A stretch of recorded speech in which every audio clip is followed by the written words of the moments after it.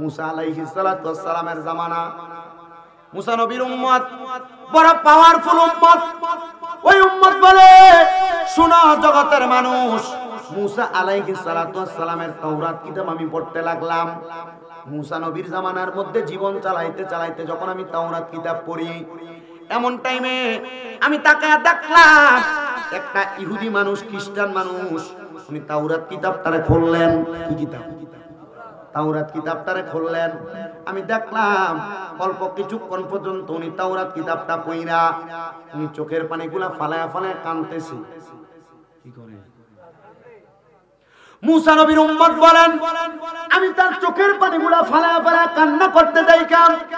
তার বললাম, এ বান্দা, খ্রিস্টান পাদ্রী, তোমার কাছে আমি জানতে চাই, কেন তুমি এমন করে করে কান্না করো? ডাক দিয়ে কয়, আমার কান্না করার কারণ আমি যদি তোমারে বলি তুমি বুঝতে পারবা না। মুসা নবীর উম্মত কয়, আমি বুঝতে পারবো না। মুসা নবীর উম্মতদের মধ্যে আমার নবী আমাকে বলেছেন আমি নাকি এই উম্মতের মধ্যে সর্বশ্রেষ্ঠ একজন উম্মত, আর আপনি বলতেছেন আপনার কান্না করার কারণ আমি জানলে আমি নাকি সহ্য করতে পারবো না। হে পাদ্রী, আপনি কেন কান্না করেন? আপনি আপনার কান্নার কারণটা আমারে বলেন না। এবার মুসা নবীর উম্মতের কাছে উনি বলতেছে, আমি তোমাকে বলতে পারবো না, যদি আমি বলি আমার খ্রিস্টান ধর্মটা দুলিশ্বাত হয়ে যাবে। এবার মুসা নবীর উম্মত ডাক দিয়ে বলে, আপনি আমাকে কারণ বলেন আর না বলেন, আপনার এই কান্না করার কারণ আমি আপনাকে বলবো। বলে কি কারণ? বলে আপনি 4টা কারণে কান্না করতেছেন। বলে 4টা কারণ। মুসা নবীর উম্মতের এই জবাব শুইনা খ্রিস্টান পাদ্রীটা লাজবাব হয়ে গেছে, কোনো জবাব দেয় না। কিরে কি বলে? আমি তো আসলে 4টা কারণে কান্না করি। মুসা নবীর ওই উম্মত বলে, 1 নাম্বার, আপনি তাওরাত কিতাব পড়তে যে আপনি দেখছেন। বলে কারণ কি? কারণ কি? কারণ কি? আপনি দেখতে পাইছেন তাওরাত কিতাবের মধ্যে এমন একজন নবীর কথা বলা হয়েছে, যেই নবী মুহাম্মাদুর রাসূলুল্লাহর জন্য আপনি মুসা নবীর আল্লাহ বানাইছে, যেই নবীর কারণে আদম থেকে ঈসা নবী পর্যন্ত সকল নবীর আল্লাহ বানাইছে, যেই নবীকে সকল নবীদের ইমাম বানাইছে, ওই নবী হইল ইমামুল মুরসালিন। আপনি ওই পাদ্রী মনে মনে চিন্তা করতেছেন আল্লাহ যেন আপনি মুসা নবীর উম্মতের জামানায় আইসা ওই নবীর উম্মত আপনারা যদি বানাইতো, আপনি এটা চিন্তা করে করে আফসোস করে কাঁদতেছেন। খ্রিস্টান পাদ্রীকে আমি অবাক হয়ে গেলাম, হতভম্ব হইয়া আমি তারা জিজ্ঞাসা করলাম, আমার কান্না করার দ্বিতীয় কারণ বলো। মুসা নবীর উম্মত বলে, দ্বিতীয় কারণ হইল আপনি চিন্তা করতেছেন ওই কথা যে ওই নবীজি যিনি দুনিয়াতে আগমন করবে, তিনারা এমন কিছু উম্মত হবে যে উম্মতেরা দুনিয়ার জমিনের মধ্যে আসার পরে উম্মতেরা নামাজের ওয়াক্ত নির্ধারণ করবে আসমানের সূর্য দেখা। কি দেখা? তারা আসমানের সূর্য দেখে নামাজের ওয়াক্ত নির্ধারণ করবে, আর ওই সময় তারা নির্দিষ্ট সময়ে তারা নামাজ আদায় করবে।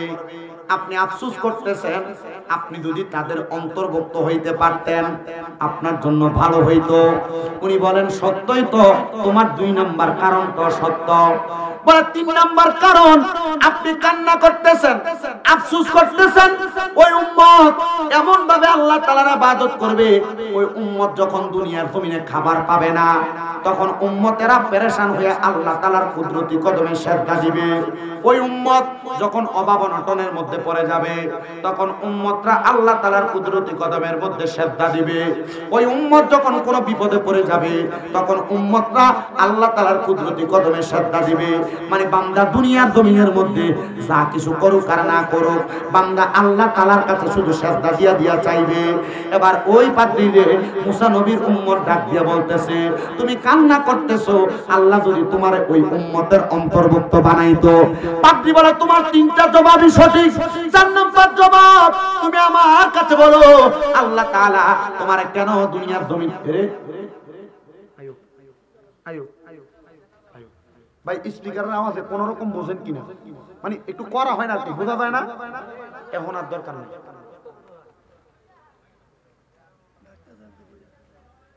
ডাকতাছে, এটা এমন হইতো কেন? কাটতে গেছে ইলেকট্রিক জিনিস, মানে এর যদি আমরা ইচ্ছা মতো কিলার, এখন এটা এখন আবার নগদ এনে ঠিক করতে হতো না, আর লাগান লাগবে। যে সময় লাগবে এটা লস হইব, আপনারা তার দিকে চাইবেন, ওয়াজ আর মনে রাখতো না। অল্প কিছুক্ষণ সময় একটু বোঝার চেষ্টা করেন। আমি চেষ্টা করবে এই কথা থেকে আপনাদেরকে একটা গভীর আমলের কথা শিখিয়ে দিতে, যেটা করলে আপনারা দুনিয়াতেও উপকার পাইবেন, আখিরাতেও উপকার পাইবেন। রাজি আছেন বাড়িতে লয়ে যাইতে? অল্প সময় অপেক্ষা করেন। মুসা নবীর উম্মত বলে 4 নাম্বার কারণ আপনি কান্না করতেছেন দুনিয়ার জমিনের মধ্যে। ওই উম্মত যখন কবরের মধ্যে যাবে, ওই উম্মতকে আল্লাহ তাআলা ভুল ভ্রান্তি ক্ষমা করে যে কোনো ছোট্ট একটা ইবাদতের কারণে আল্লাহ তাআলা তারারে মাফ করে দিয়া জান্নাতি বানাইবো। আপনি কাঁদতেছেন আল্লাহ তাআলা যেন আপনাকে ওই ইবাদতকারীদের অন্তর্ভুক্ত বানায়। ওই ইবাদতকারীদের অন্তর্ভুক্ত হইলে আপনি খ্রিস্টান পাদ্রিয়ার খ্রিস্টান থাকবেন না, আপনি মুসলমান হয়ে যাবেন। খ্রিস্টান কই বুঝলাম না রে, মনে মনে চিন্তা করলাম, কিন্তু এই বাচ্চাটা কেমনে আমার কথা বুঝলো? এই বেটা তো মুসা নবীর উম্মত, তাহলে বোঝা গেল মুসা নবীর উম্মত হওয়ার কারণে তার এত দাম। এবার মুসা নবীর উম্মতের সামনে এই খ্রিস্টান পাদ্রী যখন মনে মনে এই চিন্তা করে, ওই মুসা নবীর উম্মত কয় এখন আপনি যে চিন্তা করছেন আপনার চিন্তা ভুল চিন্তা। খ্রিস্টান পাদ্রী কয় কি করলাম চিন্তা?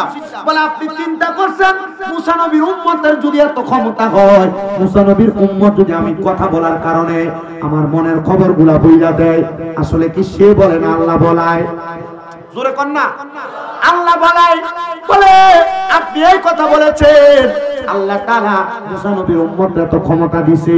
আল্লাহর কসম, আদম থেকে ঈসা নবী পর্যন্ত যত নবী আছে সকল নবী আমার আল্লাহর কাছে আফসোস করছে আর বলছে আল্লাহ আমরারে নবী বানাইও না, আমরারে নবী বানাইও না, আখিরি নবী মুহাম্মদুর রাসূলুল্লাহ সাল্লাল্লাহু আলাইহি ওয়াসাল্লাম নবীর উম্মত বানাও। বলে কেন? বলে আমরা ওই নবীর পেছনে বাইতুল মুকাদ্দাসের মধ্যে নামাজ আদায় করব। ওই নবীর উপাধি হইল ইমামুল মুরসালিন। ওই নবীর উম্মত যদি আমরা হইতে পারিব, ওই নবীর উম্মতেরা অল্প একটা ছোট্ট আমল দিয়া তারা বাইচা যাইব। ইয়া রাসূলুল্লাহ, নবী গো কোন ছোট আমল দিয়া বাঁচবো আপনি নবীর কাছে জানতে চাই। নবীজির প্রখ্যাত হাদিস বিশারিফ হযরত জাবির ইবনে সামুরা রাদিয়াল্লাহু তাআলা আনহু বলে আমি আমার নবীজিকে প্রশ্ন করলাম, ইয়া রাসূলুল্লাহ, ও নবীজি আপনার উম্মতকে এমন একটা আমলের কথা আপনি নবী বলেন না যে আমল করার কারণে আপনার উম্মত অল্প কিছু আমল দিয়া জান্নাত পাইবো, গুনাহগুলো মাফ পাইবো। আমার নবী বলে তোমরা আমার সাথে পড়ো, আউযু বিল্লাহি মিনাশ শাইতানির রাজীম, বিসমিল্লাহির রাহমানির রহিম, ওয়া মিনাল লাইলি ফাতাহাজ্জাদ বিহি নাফিলাতাল লাকা আসা আইয়াবআসাকা রাব্বুকা মাকামান মাহমুদা। জবান খুলে জোরে জোরে পড়েন আল্লাহু আকবার। হযরত জাবির ইবনে সামুরা রাদিয়াল্লাহু তাআলা আনহু বলেন আমার নবীজি এই আয়াতে কারিমা বললেন আর চোখের পানিগুলো ছেড়ে দিলেন। এবার আমার নবীজির একই হাদিস হযরতে আম্মা জান আয়েশা সিদ্দিকা রাদিয়াল্লাহু তাআলা আনহা বর্ণনা করতেছেন। বলে একদিন রাত্রিবেলা বড় ঠান্ডা, আমি দেখলাম আমার নবীজির শরীর মুবারকের মধ্যে কোনো চাদর নাই। আমি আয়েশা শরীরের মধ্যে কালো পশমি চাদর পরা অবস্থায় আমি ঠান্ডার মধ্যে কাঁপতেছিলাম, কিন্তু দেখলাম আল্লাহর হাবিব আমার চোখের সামনে চাক্ষুষ ভাবে দাঁড়ায় আছে। আমি দেখলাম নবীজির চোখ মুবারক গুলো দিয়ে এমন ভাবে পানি মুবারক পড়তেছে, নবীজির দাড়ি মুবারক গুলা ভিজে গেছে। আমি জিজ্ঞাসা করলাম ইয়া রাসূলুল্লাহ, ইয়া হাবিবাল্লাহ, আপনি কেন এমন ভাবে কান্না করতেছেন? নবীজি এত ঠান্ডার মধ্যে আপনাকে আমি নামাজ আদায় করতে দেখলাম, কিন্তু দেখলাম অন্যদিন আপনি নামাজ আদায় করেন একভাবে, আজকে আপনি নামাজ আদায় করেন আরেক ভাবে। নবীজি প্রশ্ন করলেন, রে আয়েশা আজকে আমার নামাজের ধরনটা কেমন ছিল? আম্মা জান আয়েশা সিদ্দিকা রাদিয়াল্লাহু তাআলা আনহা বলেন, ইয়া রাসূলুল্লাহ, আমি দেখলাম আপনার সিজদাটা আজকে অনেক লম্বা, আপনার সিজদাটা অনেক লম্বা, মানে আপনি সিজদাটা একটু বেশি কম দেরি করে করে দিচ্ছেন। নবী আমার কান্না করে ডাক দিয়া কয়, আয়েশা আমি নবীজি কান্নায় এমনি করি নাই রে আয়েশা, আল্লাহ তাআলা আমি নবীরে জানাইছে আমি নবী যদি রাতের কিছু অংশে তাহাজ্জুদের নামাজ আদায় করি, আল্লাহ তাআলা অতি সত্বর আমি নবীকে মাকামে মাহমুদ প্রশংসার জায়গা দান করবে। হে আয়েশা, আমি নবী জানি আমার উম্মত আমি নবীরে বড় ভালোবাসে, আমি নবী জানি আমার উম্মত আমি নবীরে বড় মোহাব্বত করি। আমি নবী যা করব উম্মতেরা বিনা দলিলে ওই আমলটা করার চেষ্টা করবে। এ আয়েশা, আমি নবী আল্লাহর কাছে কান্না করেছি, আল্লাহ আমি নবীকে আপনি বলেছেন তাহাজ্জুদের নামাজ পড়লে আপনি আমারে মাকামে মাহমুদ দান করবেন। ও আল্লাহ, আমি নবী দুনিয়া থেকে রওজা থারের মধ্যে মদিনা শরীফের মধ্যে রওজায় শুয়ে যাব। আল্লাহ গো, আমার উম্মতেরা যদি তাহাজ্জুদের নামাজ আদায় করে আপনি আমার উম্মতরে কি দান করবেন? আম্মা জান আয়েশা সিদ্দিকা বলেন, আমি আমার নবীজিকে প্রশ্ন করলাম, ইয়া রাসূলুল্লাহ, আমার আল্লাহ তাআলা কি আপনি নবীর দোয়াটা কবুল করেছে? নবী আমার বলেন, আয়েশা তুমি কি জানো না আমার আল্লাহ তাআলা আমি নবীর একটা উপাধি দিতে মুস্তাজাবাতুদ দাওয়াত। আমি নবীর দোয়াগুলা আল্লাহ তাআলা কবুল করে নেয়, কবুল করে নেয়। আমি নবী কোন দোয়া করলে আল্লাহ তাআলা দোয়াটা কবুল করে, উম্মতরে সব কিছু দিয়া দিব।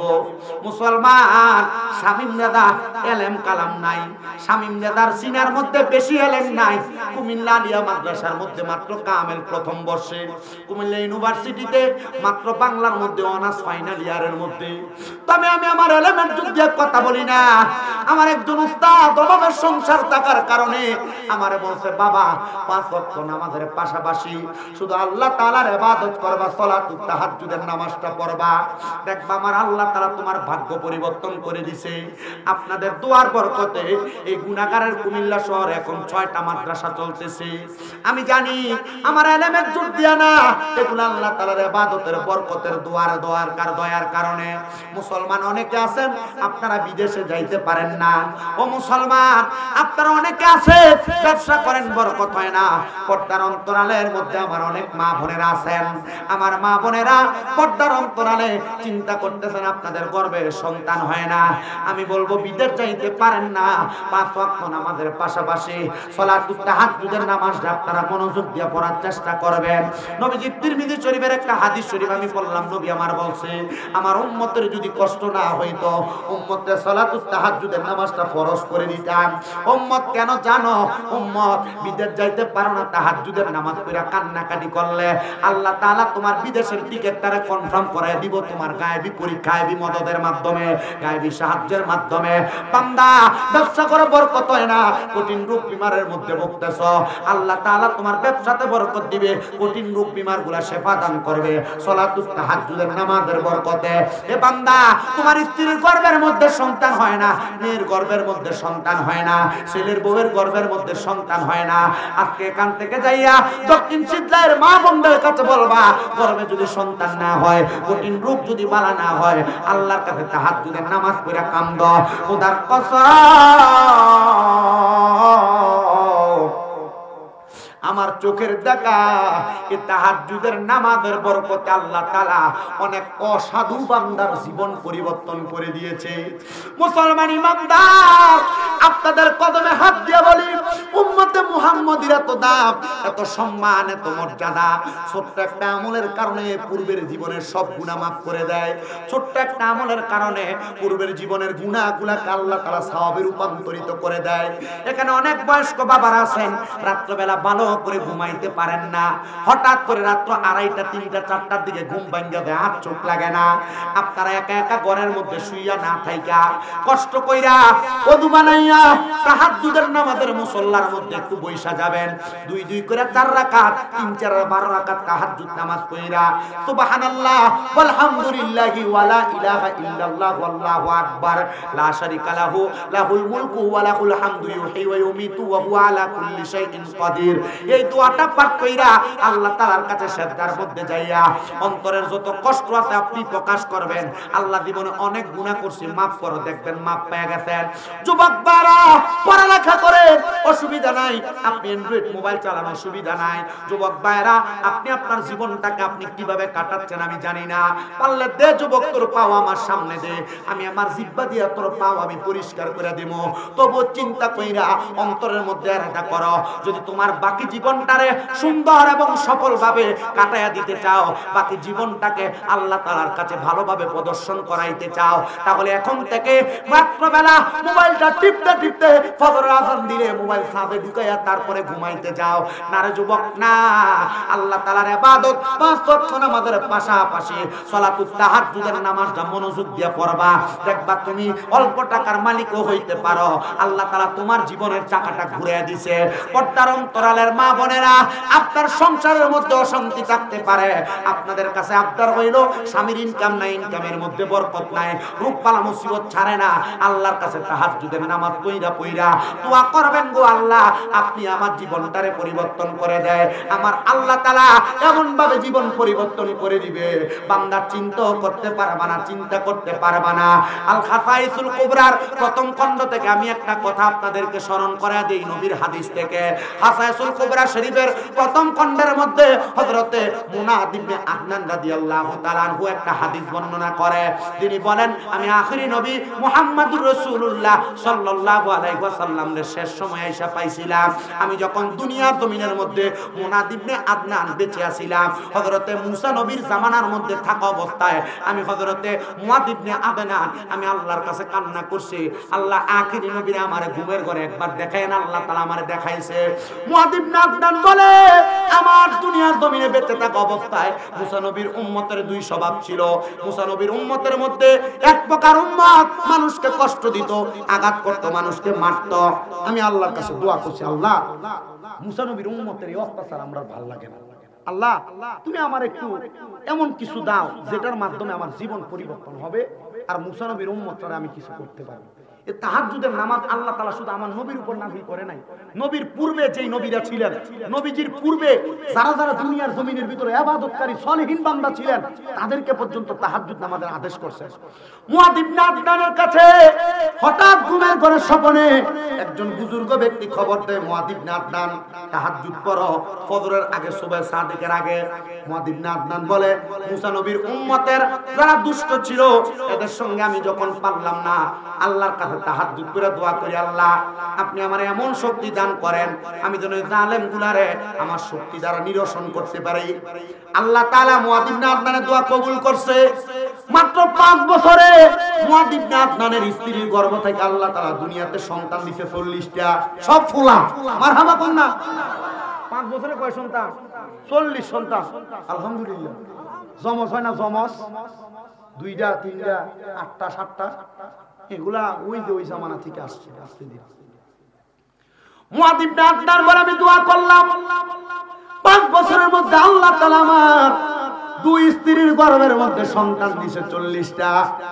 এবার একে একে আমার সন্তানগুলা যখন বড় হইল, আমি মুয়াদ ইবনে আদনান আল্লাহ তাআলার কাছে বললাম, আল্লাহ মুসা নবীর উম্মতের জ্বালা যন্ত্রণা আর আমার কাছে ভালো লাগে না, আল্লাহ তুমি আমারে অনুমতি দাও আমি যেন মুসা নবীর ওই উম্মতদের সঙ্গে যুদ্ধ করতে পারি।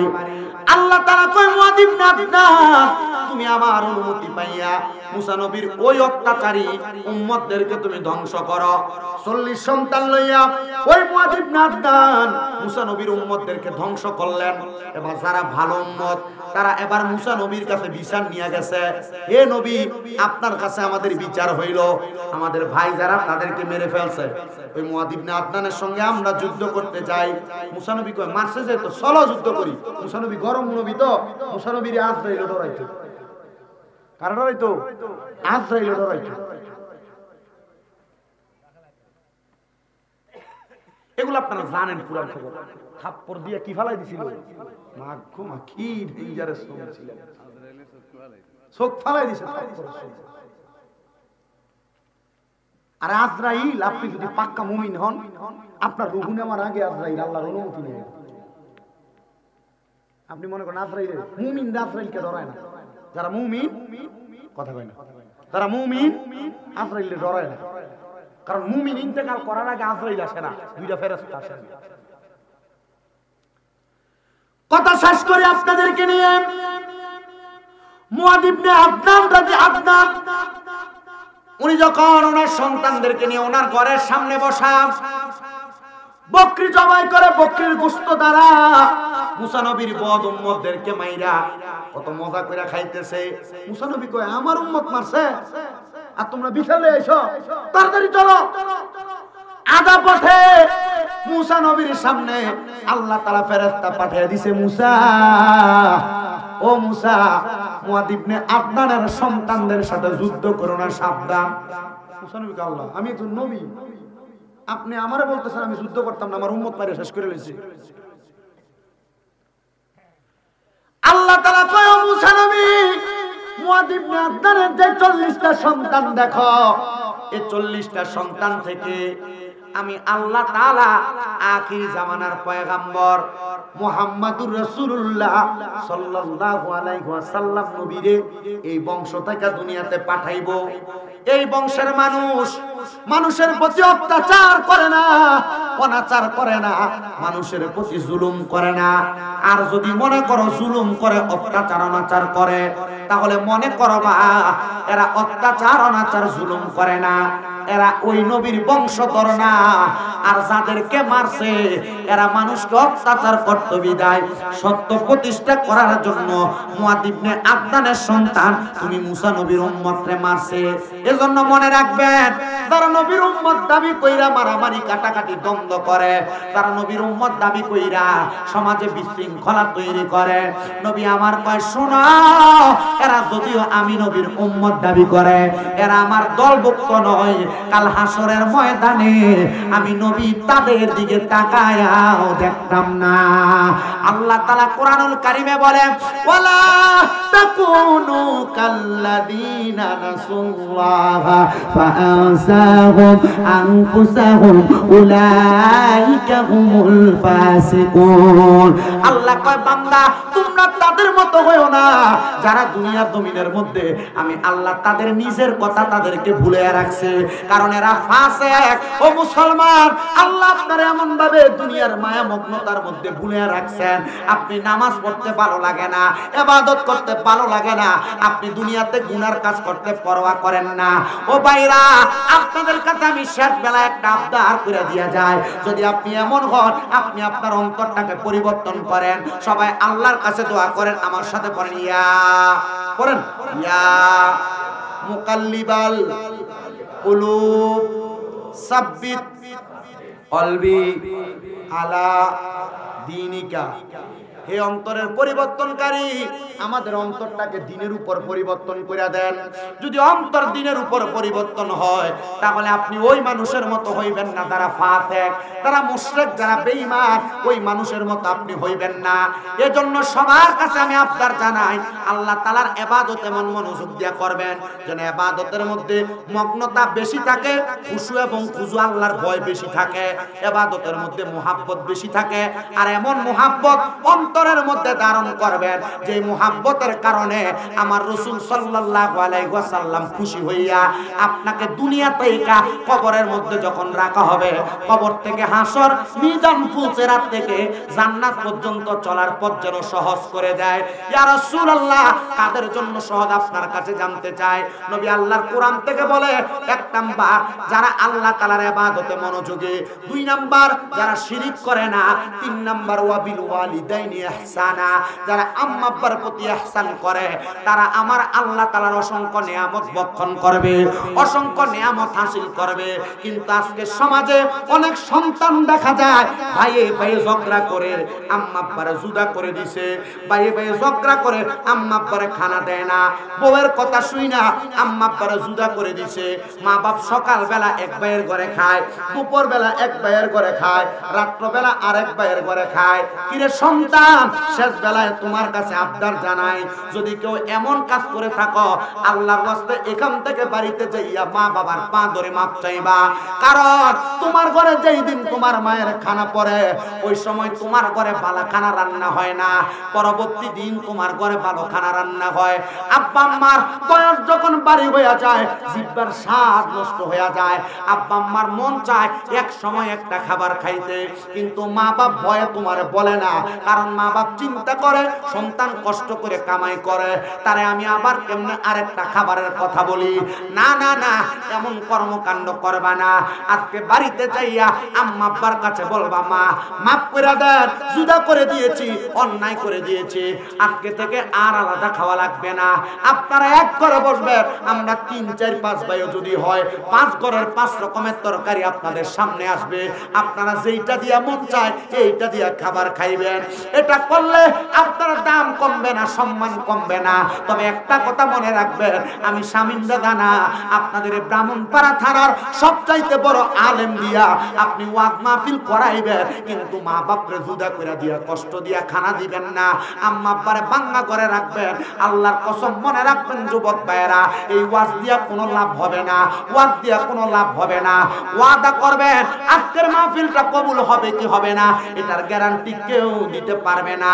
তবে একটা কথা বইলা দিয়া যায়, এখান থেকে বাড়িতে যাইয়া আম্মা আব্বার পাটার মধ্যে ধরবেন, তোরা বলবেন, মা ও আব্বা জান, নামাজ রোজা ইবাদত সব আমার বরবাদ হয়ে যাবে, আপনাদেরকে আলাদা করছি, জুদা করছি, খানা দেই নাই, আল্লাহর রাস্তে আমি সন্তানকে মাফ করে দেন। বলে, হুজুর আমরা তো কোনোদিন এমন অন্যায় করি নাই, আমরা কি আম্মা আব্বার পায়ে ধরে মাফ চাইবো? আমি বলবো, ও যুবক ভাইরা, বয়স্ক বাবারা, মা বাপ যদি বাইচা থাকে আম্মা আব্বার পায়ে ধরবেন, দাম কমবে না। তবে আগামী কালকে যদি এলাকার কোনো বয়স্ক মানুষকে দেখেন দোকানে বৈশা বলে, হ্যাঁ শামীম দাদার ওয়াজ শুই না, আমার ছেলে রাত্রবেলা আমি মার পায়ে ধরে মাপ চাইছে, মনে করবা মাহফিল কবুল হয়ে গেছে। বলে, হুজুর কেন? কারণ আম্মা আব্বার পায়ে ধরলে সন্তানের দাম কমে না, আম্মা আব্বার পায়ে ধরলে সন্তানের দাম কমে না। সারা পৃথিবীর মানুষের কাছে সন্তানের দাম বাড়ায় দেয় আমার আল্লাহ তাআলা। অনেকে চিন্তা করে, হুজুর যাদের বাড়িতে আব্বা আছে তারা বাড়িতে যাইয়া আব্বার পায়ে ধরে মাপ চাইবো, আমার তো আব্বা নাই, আমি কার পায়ে ধরে মাপ চাইবো? হুজুর যাদের বাড়িতে মা আছে তারা বাড়িতে যাইয়া মার পায়ে ধরে মাপ চাইবো, আমার তো মা নাই, আমি কার পায়ে ধরে মাপ চাইবো? এ সন্তান আম্মা আব্বা কবরে, চিন্তা করবা না। আখিরি মুনাজাতের মধ্যে রব্বির হামহুমা কামা রব্বায়ানি সগীরা ওয়া কুর রব্বির হামহুমা কামা রব্বায়ানি সগীরা বইলা যখন আল্লাহ তাআলার কাছে মুনাজাত করবা, রব্বে কারীম আল্লাহ আমার মারে মাফ করে দেন, বাপরে মাফ করে দেন। আল্লাহর হাবিব মুহাম্মদ রাসূলুল্লাহ সাল্লাল্লাহু আলাইহি ওয়াসাল্লামের প্রখ্যাত হাদিস বিশারদ আবু সাঈদ খুদরি রাদিয়াল্লাহু তাআলা আনহু বলে, নবীজি জবান মুবারকে বলতে শুনলাম, কোন সন্তান যখন তার মায়ের জন্য, বাবার জন্য চোখের মণিকোটার মধ্যে একটা মাছির মাথা পরিমাণ পানি ছাইরা কান্না করে, ওই পানিটা মাটিতে পড়ার আগে আল্লাহ তাআলা তার মা বাবার জীবনের গুনাহ মাফ করে দেয়। ও সন্তান, চিন্তা করতেছো মাহফিল শেষ করে বাড়িতে যাইয়া সবার মুখটা দেখবা, কিন্তু তুমি তোমার জনম দুঃখী মা আর মুখটা দেখবা না, আব্বার মুখটা দেখবা না। সন্তান, না না না, ওই আম্মা আব্বা তোমার জন্য বড় কষ্ট করছে। আগে বাড়িতে আসতে দেরি হইতে মা বলতো, দেখেন না রাতটা ডাগায়া আমার সন্তানটা নিয়ে আসতেছে, মাটা রাত্রবেলা ঘুমাইতো না, আম্মা জান রাত্রে খাবারটা বক্ষণ করতেন না, আম্মা জান খাবারগুলো রাইখা দিতেন, আম্মা জান চিন্তা করতেন, এর সন্তান, আমার সন্তান আসলে আমি মা জননী মুখের মধ্যে খাবার দিব, বড় মাথার মাথাটা রাইখা দিত আম্মা জান তুমি সন্তানকে খাওয়ানোর জন্য। এখন 2-3 বেলা খানা না খাইলে কেউ একবার জিগায় না, সন্তান খানা দি খাইছো না? আল্লাহর রাস্তে মাপ চাই, ক্ষমা চাই, আপনাদের কাছে সময় নষ্ট করার কারণে। শুধু আপনাদের কাছে আমি মূর্খ মানুষ, বেএলেম মানুষ, শুধু কয়েকটা কথা বলে দিয়া যায়, এই কথাগুলো মানার চেষ্টা করবেন, নামাজ পড়বেন, রোজা রাখবেন, হজ করবেন, যাকাত দিবেন, দান সদকা করবেন। এই আম্মা আব্বার মতো 2টা রত্নরে কষ্ট দেওয়ার কারণে এই সব ইবাদত আপনার বরবাদ হয়ে যাবে। যদি মা বাপ বাচ্চা থাকে এখন থেকে রত্নটারে যত্ন করেন, আর যদি কবরে থাকে আল্লাহ তাআলার কাছে পারলে প্রত্যেক শুক্রবারে একবার হলে আম্মা আব্বার কবরটা জিয়ারত করেন। যতগুলা কথা বলেছি সবগুলা কথার শেষ কথা, প্রত্যেকটা কথার আমলে জিন্দেগীর বাস্তবায়ন, আর শেষ আম্মা আব্বার খেদমত। যদি আপনি এগুলা দিয়া আপনার জীবন সাজাইতে পারেন, আল্লাহর কসম আমার মনে হয় এক একজন আল্লাহ তাআলার ওলি হয়ে যাইতেন। আরে আমরা উন্নত ওয়াজ করানো লাগে না, মসজিদের খতিব সাহেব হুজুর এক জুমার মধ্যে এক এক বিষয় বয়ান করেন। আপনাদের এলাকার যত উলামায়ে কেরাম বয়ান করেছে, ওনারা জুমার নামাজের মধ্যে এক এক সময় এক এক বিষয় নিয়ে বয়ান করে। ওনাদের বয়ান শুনলে আপনারা যে 52 সপ্তাহ 52টা বিষয়ের উপর বয়ান শুনলে আপনার জীবন পরিবর্তন হওয়ার কথা। এক একজন আল্লাহর ওলি হওয়ার কথা, কিন্তু না না না, আমরা বয়ান শুনি কথা সত্য, কিন্তু আমাদের জীবনে এগুলা বাস্তবায়ন হয় না।